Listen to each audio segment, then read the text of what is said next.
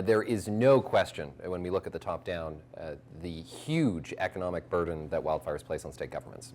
But to be more specific about addressable market for a company like Rain, independent research has found that even a 15-minute reduction in wildfire response time would result in between $3.5 and $8.2 billion in economic savings in the state of California alone. Now, just to be clear here, I mean, we're not talking about eliminating wildfires or completely containing them. We're just talking about a 15-minute reduction in wildfire response time. It generates that kind of ROI for the state.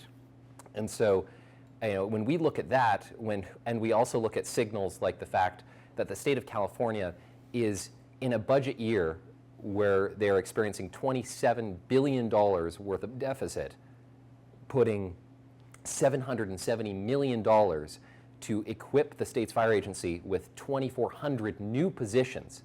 The willingness to pay for solutions that work is significant.